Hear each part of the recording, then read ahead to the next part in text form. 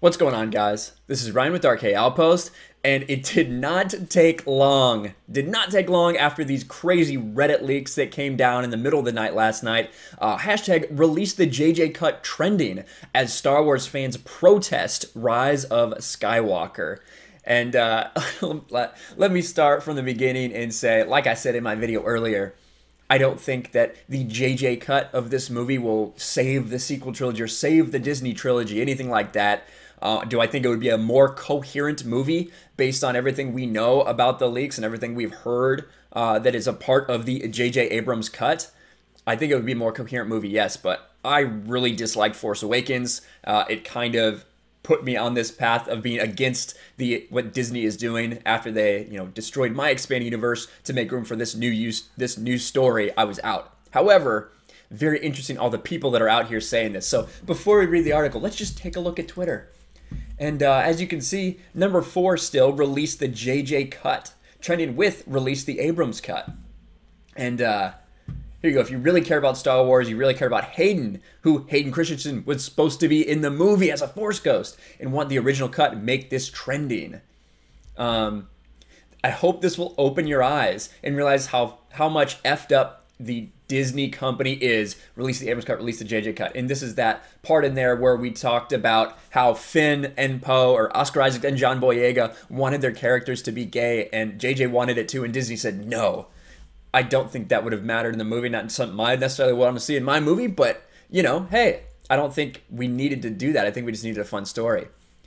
But anyway, we could have seen Finn move some F off, I'm about to lose my mind. This is the part where Finn actually uses the Force to move something in the movie. Geeks and Gamers is tweeting about it. There you go. Nobody. Absolutely nobody. Disney, yeah, let's cut out Darth Vader's ghost. Just bury his lightsaber in some sand or something. He won't mind. Hang on, I'm reading that Rise of Skywalker is supposed to be 3 hours long and have Force Ghosts Anakin, Obi-Wan, Luke, and company appear with Rey. I don't know if it's true, but if it is, I need to see this ASAP. This makes so much more sense now. Star Wars director JJ Abrams has a surprise response to negative Rise of Skywalker reviews. They're right. Doesn't that make a little more sense in this context? Oh, man. Release the JJ cut, cowards. Grace Randolph saying, you haven't even got release the Snyder cut to work. Now you want this? Good point.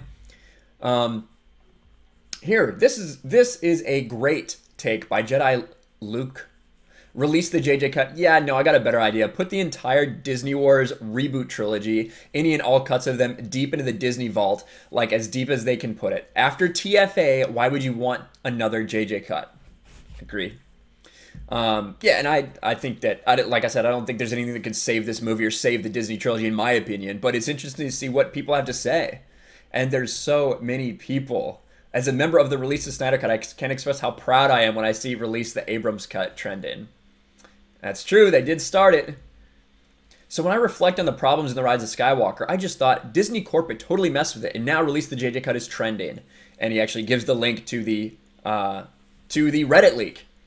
Force Ghost Anakin, you made Hayden Christensen, who has had nothing but nice things to say after years of utter abuse from fans, well, come on, retreat from his comfortable little Canadian farm and cut from the final product. I effing hate Disney. Wow. Absolutely crazy. Fucking phone. Release the Snyder Cut fans to hashtag release the JJ Cut fans. First time? Yes, exactly. Exactly. But anyway, let's get back to the article. Like I said, interesting to see the response. The general consensus is that the movie is rushed, overstuffed, and messy in its attempts to satisfyingly bring the trilogy to a close.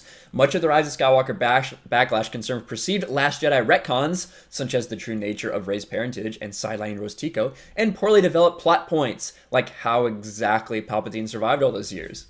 Rise of Skywalker posted the lowest box office opening in the sequel trilogy, which was partly attributed to the word of mouth. And this is true. Whether it isn't entirely an apples-to-apples comparison, some drew parallels between the Rise of Skywalker's 2000 and 2017's Justice League. In a sense, they were both attempts by studios to course-correct following a divisive franchise entry, TLJ and BVS. I've talked about this before. There are definitely parallels. Anyone with even a passing knowledge of the development knows Zack Snyder's original vision was significantly changed via the Joss Whedon reshoots, leading to the impassioned release of the Snyder Cut campaign. Star Wars fans are now taking a page out of their book, pushing for the Abrams cut of The Rise of Skywalker. So both JJ cut and release the Abrams cut are trending, seemingly sparking by unverifiable rumors detailing alleged Disney-enforced alterations to The Rise of Skywalker. Talking about the Hayden Christensen as Force Ghost, all this stuff. We talked about it earlier in the video. I will link it up here so you can see it right there, up there. Again, it's highly important to keep in mind the information led to release the JJ cut is unsubstantiated. Unlike Justice League, where there's concrete evidence proving the Snyder Cut is real, there's nothing verifiable out there suggesting Disney meddled. It's true. It's just based on this Reddit leak at this point in time. And to go over a bunch of the stuff we've talked about already, I just kind of wanted to show you that.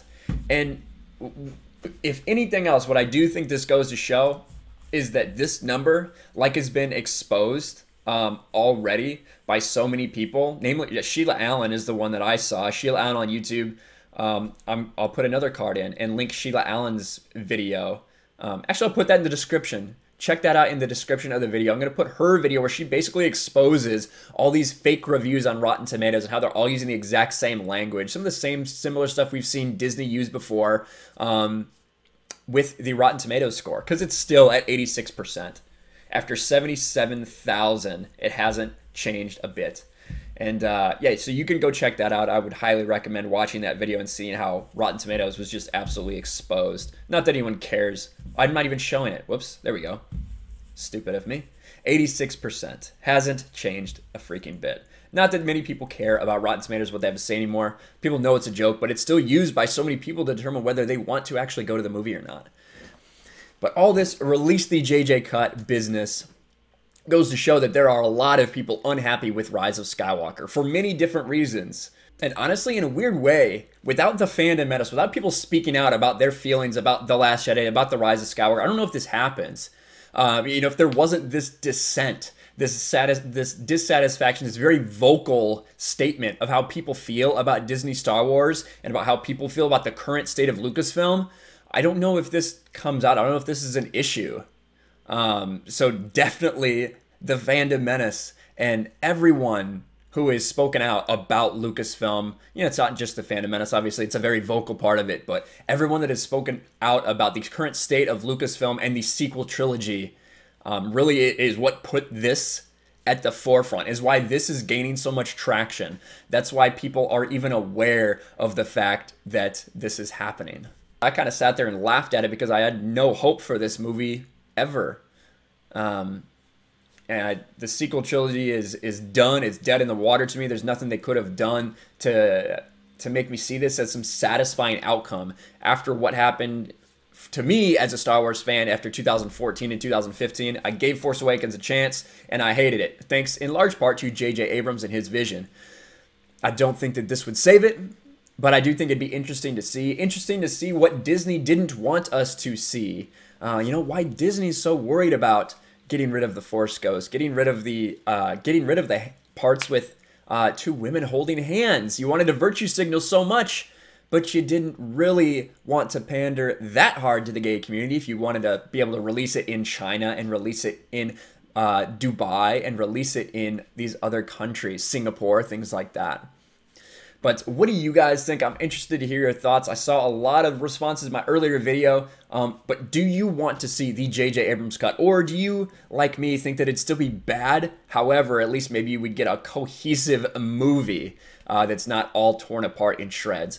Let me know in the comments below. Make sure you smash the like button, subscribe to the channel, ring the bell for notifications, share this video out there. Make sure you hashtag it with, you know, if you want to, hashtag release the JJ cut or release the Abrams cut. Or, I say, is it too much to ask for both?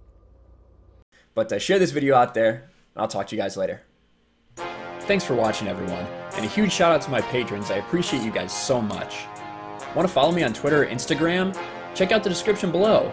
You'll find links to my P.O. box and my Patreon as well. And I'll talk to you guys later.